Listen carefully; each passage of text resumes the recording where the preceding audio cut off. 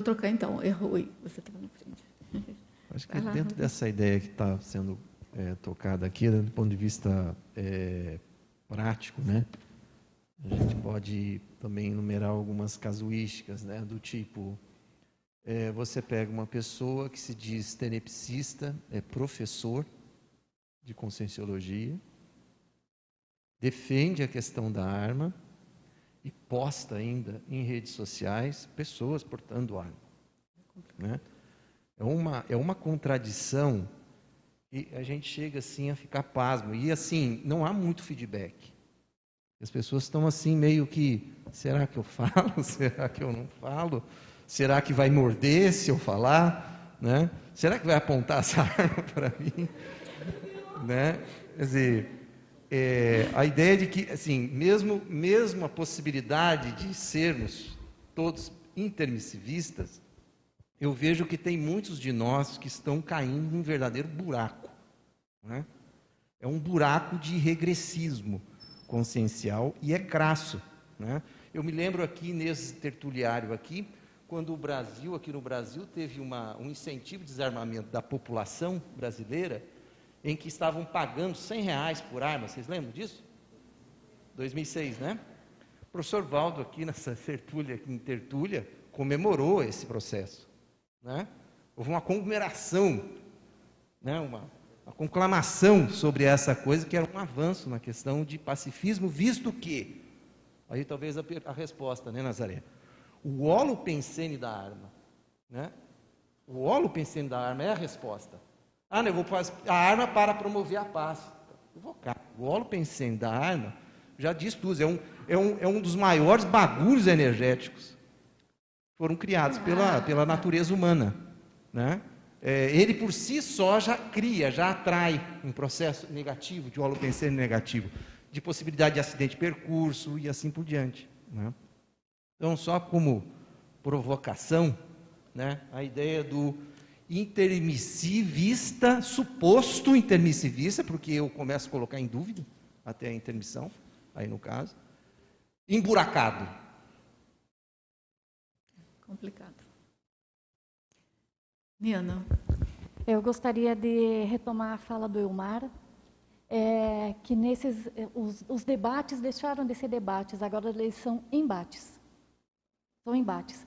E as pessoas começam a discutir uma pseudopolítica, porque não é eles discutem uma política partidária, mas eles não discutem uma política pública, que daí sim vem a questão do universalismo. Saneamento básico para todos, a questão da saúde. O SUS é um grande programa de saúde que nós temos no Brasil. E as pessoas assim, e ele atende a todos, igualmente a todos. Políticas de iluminação pública, políticas de policiamento também, que inclui a segurança. Nós temos aqui um especialista também no tertuliário, se ele quiser comentar sobre isso. Então, a questão política, o professor Valdo mesmo tem um verbete, consciência política. Todos nós somos consciências políticas, mas nós precisamos nos politizar, estudar a política como ela realmente é, e não assumir um partido, defender alguma coisa daquele partido, porque ele tem interesses próprios. Então, é isso que eu falo, sabe, Elmar? Quando há esses embates, ou é para defender um lado ou para outro, mas não para discutir sobre política de uma maneira que seja igualitária para todos e traga ali o benefício que realmente ela se propõe. Sabe o que vem na minha cabeça, Niana? É política humana, assim, pró-humano, entendeu? A gente né, de debater política que seja a favor da pessoa, do humano, não é política partidária ou política até mesmo Oi? E nós deveríamos ter nas escolas, Rosa, o estudo da Constituição Federal, para a gente poder entender um pouco mais essas questões todas e poder discutir política mesmo. Você quer complementar, Mário? Do fechadismo dentro do debate, você usou o termo correto, é um embate, né? Então não é mais debate, é embate. Então as pessoas não conseguem mais conversar, não conseguem nem ouvir o que o outro está dizendo mais, né? E às vezes até dentro do nosso grupo mesmo, as pessoas, assim, às vezes há Eu gosto da expressão prisão cognitiva, como se a pessoa ficasse circulando dentro de uma forma de pensar, ela chegou à conclusão que aquela forma é a definitiva, fecha a questão naquilo e não abre mais para nada, né? E acho que o desafio é você conseguir romper isso, para que você possa conversar com as pessoas. Acho que seria um treino, né? Acho que eu tenho tentado me especializar nisso, não está fácil. Mas, assim, e permitir que as pessoas também te questionem, né? Acho que tem que trazer para a gente também o processo. Acho que enquanto a gente não conseguir romper, aqui no início do debate foi falado, olha, nós vamos trabalhar com argumentos, né? Assim, não importa, vamos despersonalizar a questão, né? E eu acho que a gente não está conseguindo fazer isso. Não aqui no debate agora, eu digo enquanto grupo, enquanto sociedade, né? É isso. Gente, olha só, aqui eu tenho Dulce, Gilderley, Bononato, Flávio Bononato e Maria Eugênia. Tá.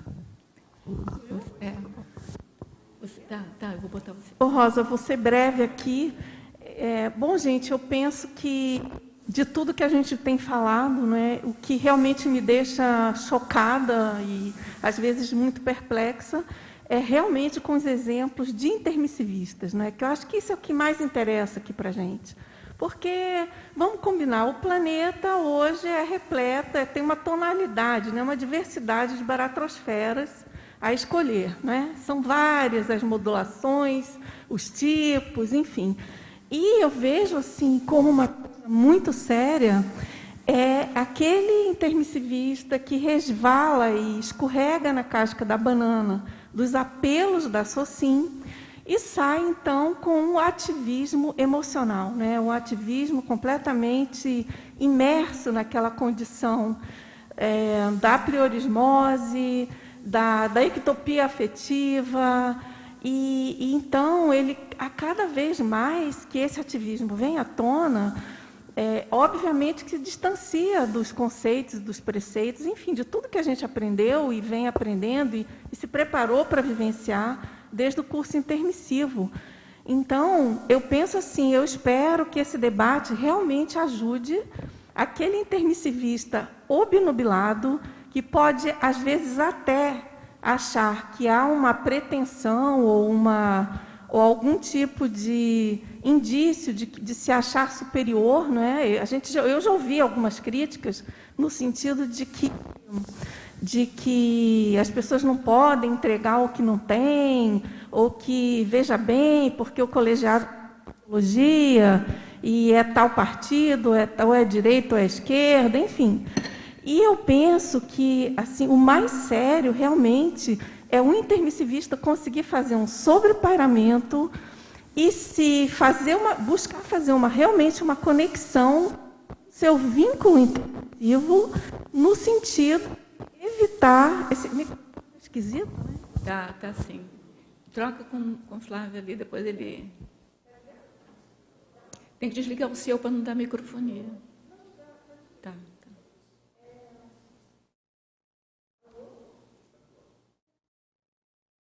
Foi, acho que agora foi, né? Agora foi. Então, gente, essa questão da conexão do intermissivista com o curso intermissivo já foi. E buscar realmente sobrepairar essa problemática toda da Socim, porque a situação não está nada fácil para ninguém, a gente sabe. Você abre um grupo de família, é uma loucura, porque tem polarização sempre, em tudo, em todos os temas, em todos os assuntos. E aí eu penso, até em cima do que a Nazaré falou, o Nazaré, esse tratado aqui, na minha opinião, realmente ele foi escrito para os intermissivistas. Não adianta a gente tirar o corpo fora. Os bélicos, com os réus, a baratrosfera está lá e a gente aqui. Não. A gente saiu da baratrosfera há muito pouco tempo. Fizemos um curso intermissivo, bacana, fizemos. Mas agora é a hora do vamos ver, né? É o ácido de teste, né? Como já foi colocado. Então, voltando aí à questão do que está colocado, né, eu penso que esse tratado é um dos mais assim, difíceis até da gente deglutir e realmente compreender. Aquela síndrome da ectopia afetiva não é brincadeira. É um negócio assim, realmente muito complexo, que eu acho que a gente tem que estudar muito. O professor Valdo dedicou especificamente aos consciencioterapeutas, mas, sinceramente, eu, dentro da minha leiguice, eu busco, eu venho tentando, não é, entender um pouco mais dessa síndrome, porque é o que ele coloca em vários aspectos, né? Se não tivesse a síndrome da ectopia afetiva, por exemplo, pelas armas, não teria guerra. Então, pelas armas, assim, por tudo que Na cerca... verdade, é pelo domínio da terra, né? É o domínio da terra. A terra é Rosa, minha. A briga toda é por domínio de mas terra. tem sempre esse problema da ectopia afetiva em relação a ideias, a pessoas, a objetos, as coisas em geral, terrenas. Então, o intermissivista é uma obrigação, gente, é um para-dever. A gente, pelo menos, ler e estudar o que está escrito aqui, para a gente não cair nessa esparrela. Porque é óbvio que a gente tem traço disso. Aí eu me incluo completamente. Se eu não tivesse traço de belicismo, com certeza eu não estava aqui na interprisão da CCCI. Óbvio. É óbvio que eu não estava. Estava em outra. E aí, eu acho que não adianta querer defender a esquerda ou a direita. O problema é, o intermissivista precisa aprender a sobrepairar e a entrar naquela linha da reeducação, do que é realmente útil para a vida em prol de um completismo existencial e grupal, né? Que isso também é muito sério. Juderley, é você. Fantástico. A gente está na ilha prisão, né, Marlene? Depois a gente fala.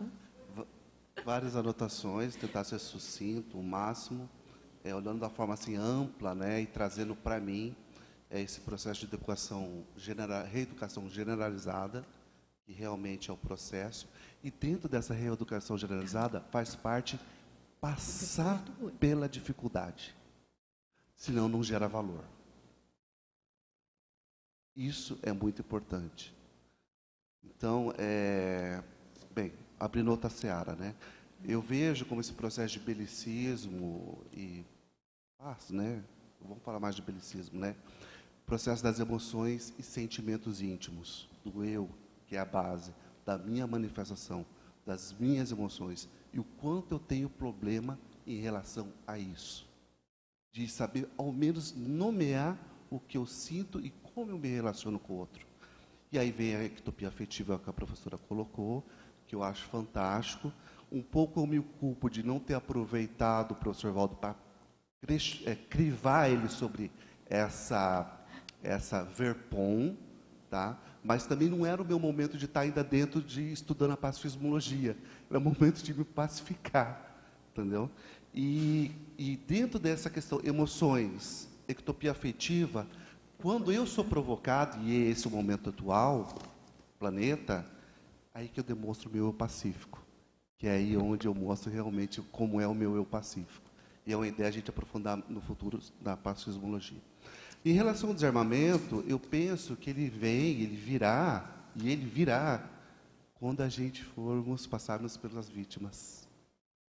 E aí vai gerar o valor da conduta desarmada. Por enquanto ainda não. A gente está discutindo dinheiro, política, poder envolvendo, mas enquanto esse valor não ser gerado, e isso é triste e faz parte do nosso aprendizado, isso é reurbanização, tá? Então, assim, essa seara. E aí vem os valores intermissivos, né? E eu penso que buscar no convívio, no meu raio de convívio, essa melhor manifestação, essa universalidade. Tudo bem, a gente tem ideia, ver lá longe, distante, mas aqui, agora, no dia a dia. E a base, pelo menos cumprimentar as pessoas, conversar com as pessoas. Outra coisa, a gente trabalha o universalismo, eu penso, pelo autoexemplo, e não querendo levar ideias para o outro. Penetração de ideias. Penetração de ideias tem intenção. Já vem ideologia.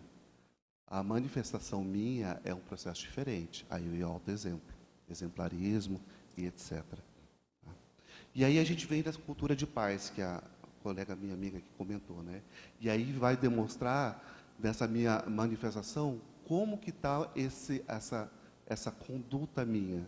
Se há pacificidade, se eu já tive uma pacificação na minha manifestação. E aí vem as minhas autofronteiras, né? Se eu procuro me esquivar aqui ali, claro que existe um conflito íntimo, né? Dentro dessa manifestação minha hoje. E quando a gente pensa que eu preciso ter armas para ter paz, é justamente a corrupção da ideia de paz. É o contrário. É justamente o contrário. Mas o nosso momento íntimo de planeta, a gente pensa assim, não está errado. Mas isso é um aprendizado que nós precisamos galgar, e degraus, né? E é uma coisa muito bacana que a professora Dulce tocou e outros também, é não sucumbir ao encadeamento dos fatos. Isso eu acho importantíssimo. É a grande síntese. Não sucumbir ao encadeamento dos fatos.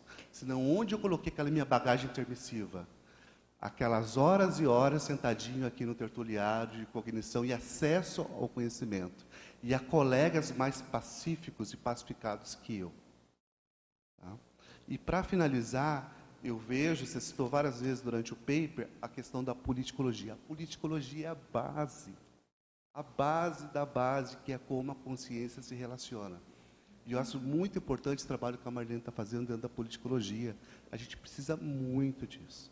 Obrigado pelo espaço. É você, Flávio, só que eu queria falar uma coisinha sobre fato. É que assim, ó, o fato, ele não é bom nem mal e ele depende de como a pessoa interpreta ele, né? Então, tem gente que acha que andar armado é bom porque tem que bater bandido. Então, para ele é bom.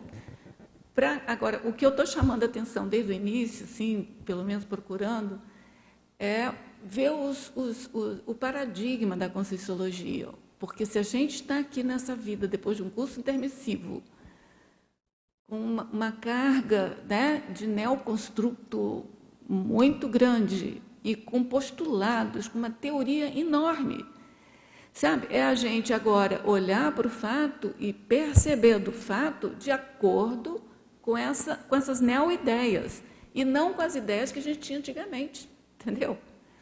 Então, quando a gente era dono, assim, de muita terra antigamente, a gente pensava de um jeito, agora a gente é outra coisa, vamos ser outra coisa, é isso que para mim é importante. Só um pouquinho, e um parênteses rapidinho.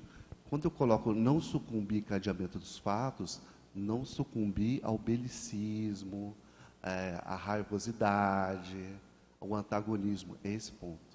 Obrigado. Não, eu concordo com você, só que assim, eu estou chamando a atenção para isso, entendeu? Mas assim, para a gente não sucumbir, a gente tem que usar a nossa cognição atual, né? A nossa neocognição, para enxergar o fato, entendeu? Com uma nova proposta, senão a gente vai conseguir, vai pegar aquele fato e vai continuar olhando o fato, interpretando o fato do jeito antigo. Então, depois do curso intermissivo, com uma série de mudanças de neo-ideias, eu acho que a gente tem que usar as novas ideias. Por isso que eu estou retomando, tá? Flávio. Eu vou por essa linha aí, que eu acho que foi falado, né, da importância das políticas públicas e tal.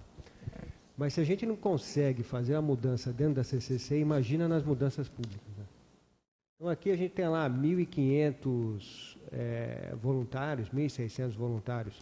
E internamente a gente vê a dificuldade, né, o entendimento sobre o processo da Reurbex.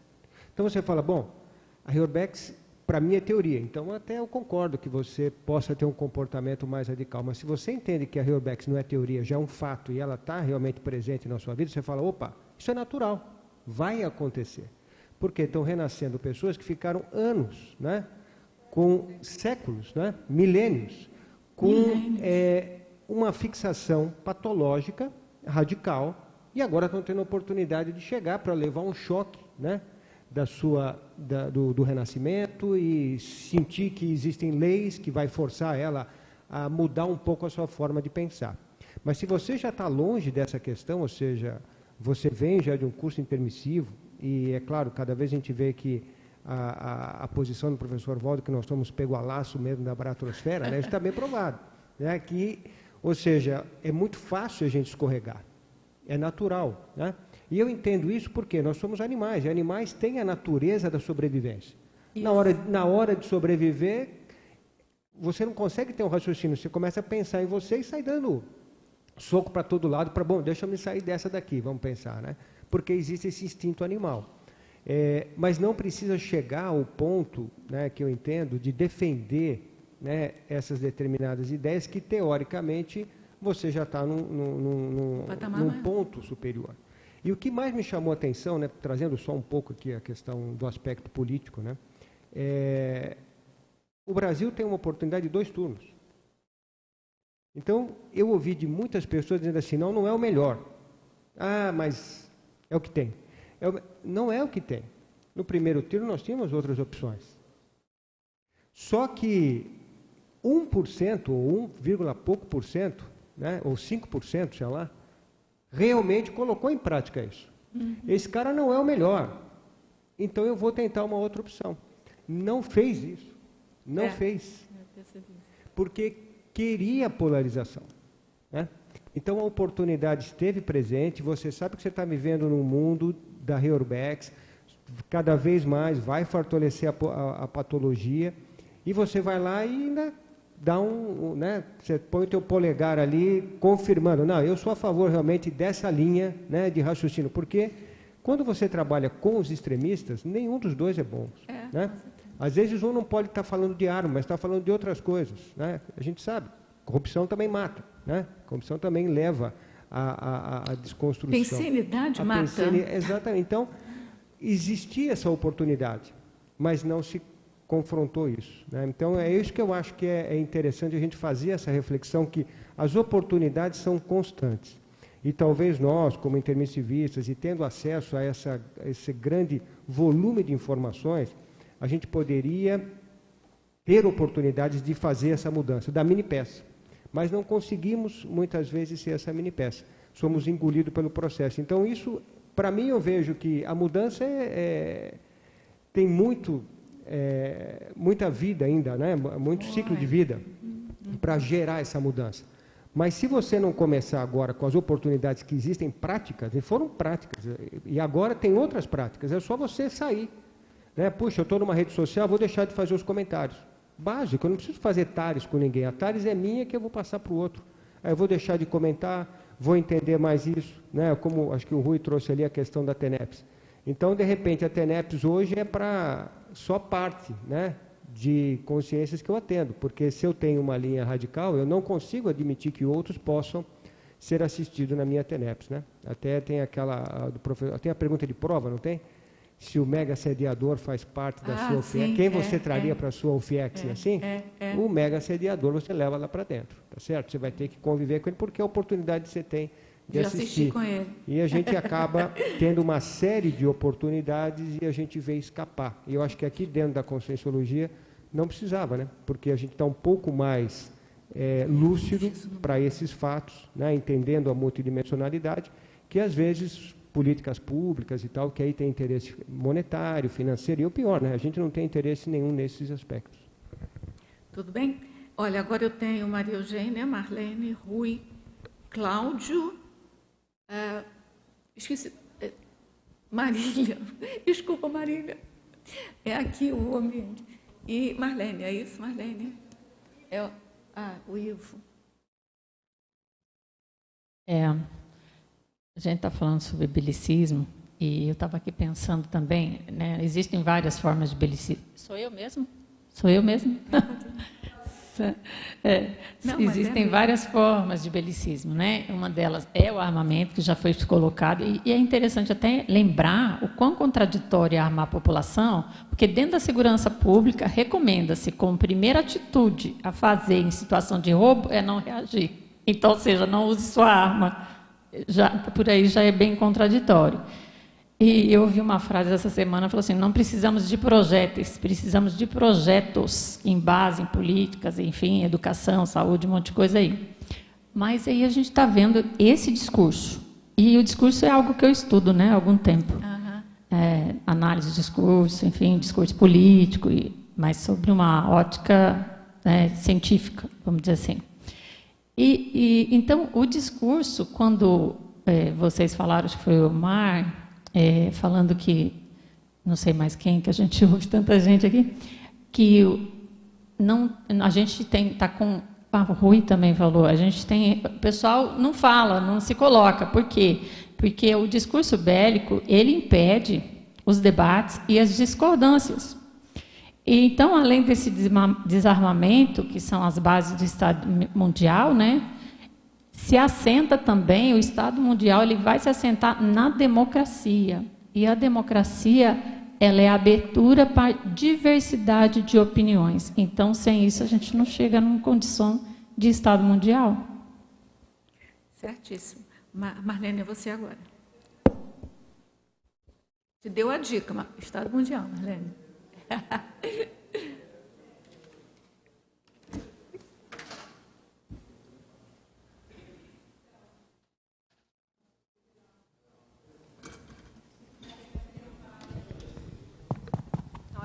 Agora sim, né? Está ouvindo? Então, Maria Eugênia falou a questão do Estado Mundial, né? E é uma das minhas propostas aqui na Conscienciologia. Obviamente que não sou só eu, é um grupo grande. Nós estamos fazendo aí, tentando alavancar o projeto Ágora, porque no meu entendimento, hoje eu ainda compartilhei isso aí com alguns amigos de manhã, no meu entendimento, nós falhamos enquanto grupo, né? E eu tenho que fazer a minha meia-culpa, no sentido de que não fizemos o dever de casa que o Valdo sugeriu, né? O Valdo sugeriu a constituição do Conselho dos 500 e a construção da Ágora Cognopolita, porque ele estava, não vou usar o verbo careca, não vou usar a expressão careca, mas ele estava cansado de saber do que viria por aí, né, em termos de política, porque esse grupo nosso, ele cansou de falar, todos nós passamos muitas vidas pela política, então nós temos isso muito forte na nossa holobiografia. E isso, nós temos essa recomposição a fazer.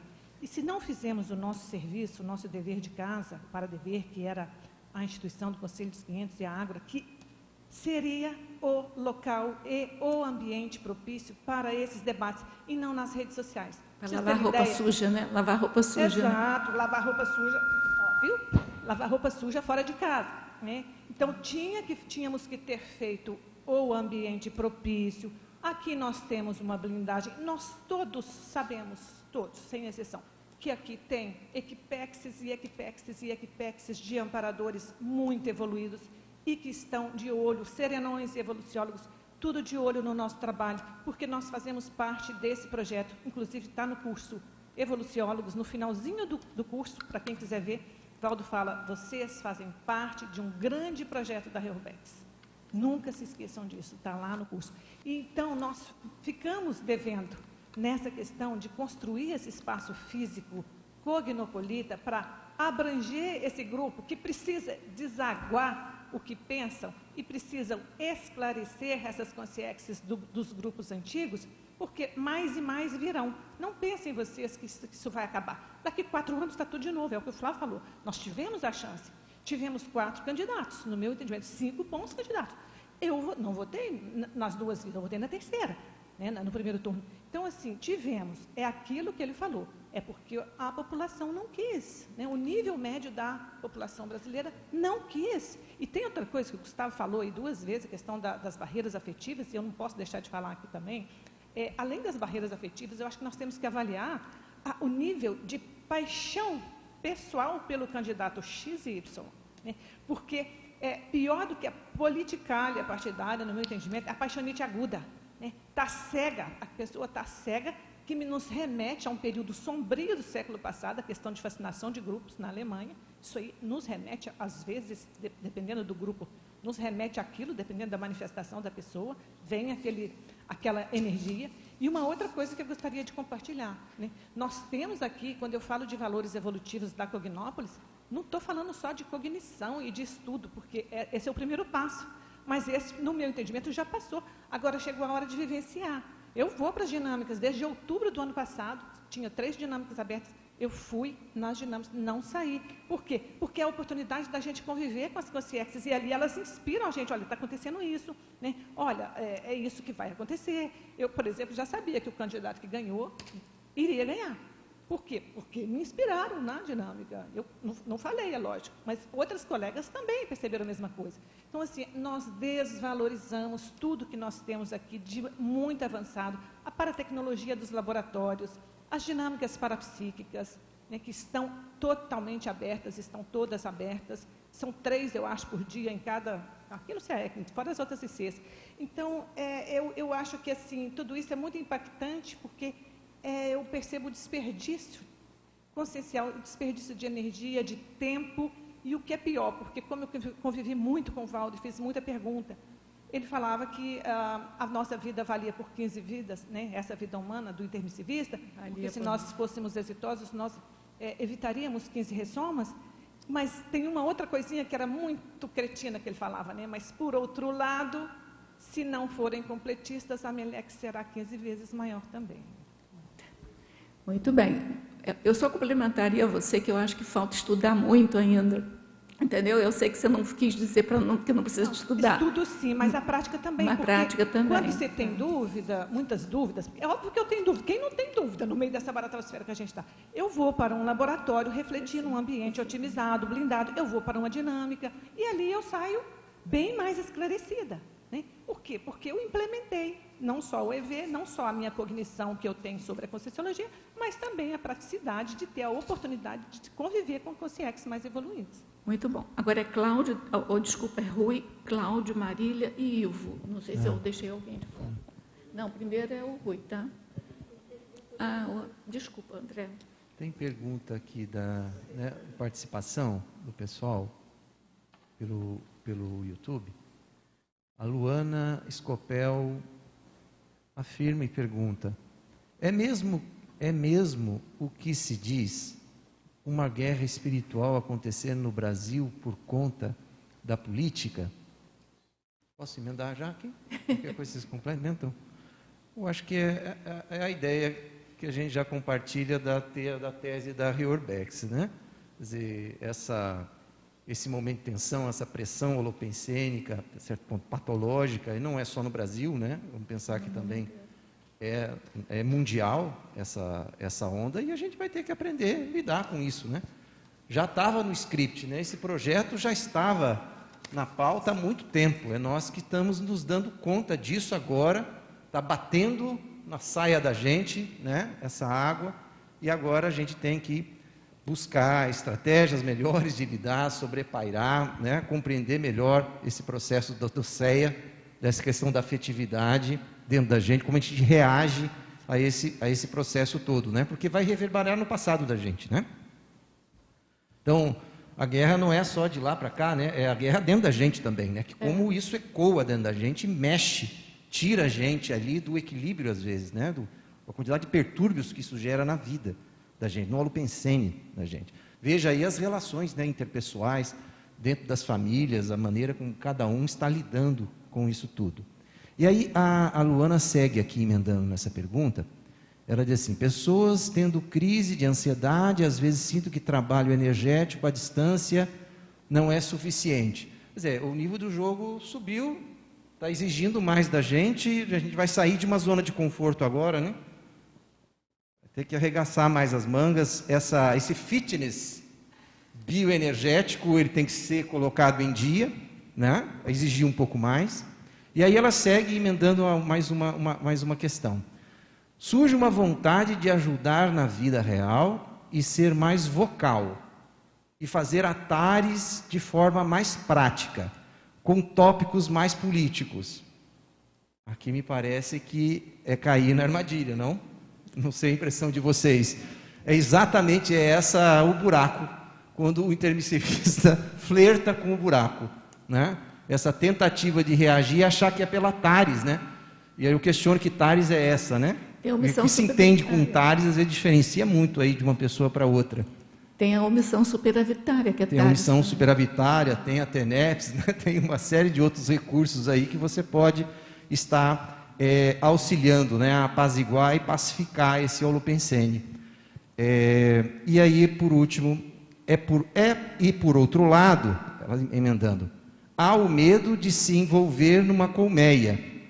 Como resolver esse impasse? Então, parece que ela já teve entendimento que se a Tares, ela pode se envolver, né? Tá certo, eu acho que é o raciocínio seguinte aqui, Luana. Eu acho que aí você toca no ponto, né? Pode emburacar ali, né? Nessa situação, porque não é uma questão de Tares. Esse momento atual não é uma questão de Tares. Professor Valdo, é uma questão psicossomática, emocional, afetiva, que está reverberando lá nos grugumiros da pessoa, lá do passado da pessoa, está vindo à tona, né? Tenta conversar com uma pessoa que está radicalizada. É praticamente impossível. Você tenta com maior calma, com maior tranquilidade, até validar em parte o que a pessoa pensa, e mesmo assim a coisa não sai do lugar. É muito difícil. Então havia outra, né? E uma pergunta do Elias Pereira: a TARES seria uma maior demonstração de fraternismo? Portanto, o caminho para o universalismo? Puxa, aqui envolveria um debate do que é a TARES. Porque nessa hora, o que cada um invoca de TARES é uma coisa assim surpreendente até, né? O argumento, né, que as pessoas usam está dizendo que ela está esclarecendo a situação, né? E às vezes até de uma forma meio peremptória, muito violenta, às vezes na maneira de colocar, e radical, né? E ela está dizendo que ela está fazendo TARES, ela está falando a real do que está acontecendo. E às vezes uma grande teoria de conspiração é o embasamento da TARES da pessoa. Então como é que sai disso? Ô Rui, só para esclarecer, quando a gente fala em TARES, não é esclarecer sobre a política que está aí, é quando a gente esclarece sobre a evolução da pessoa. É só para deixar claro. Porque senão a gente bota tudo qualificação do que tudo na caixinha da TARES, né? E não é. Entendeu? TARES é mais assim, quando você está falando em alguma coisa que vai ajudar na evolução da pessoa. Então, é o nome, tá? Poderia ter dado TARES, porque como TARES é a tarefa do esclarecimento, qualquer coisa que você vai falar para o outro, você está esclarecendo. Mas quando a gente fala em TARES, é um esclarecimento específico de evolução, pró-evolução. Eu gosto da palavra composta. Ao invés de tarefa do esclarecimento, tarefa assistencial, interassistencial do esclarecimento. E tem que lembrar essa questão, que são maneiras de assistir, né? E às vezes o que a pessoa está tentando fazer ali não tem nada de assistência, né? Só gera mais conflito, mais antagonismo, mais afastamento. Tudo bem,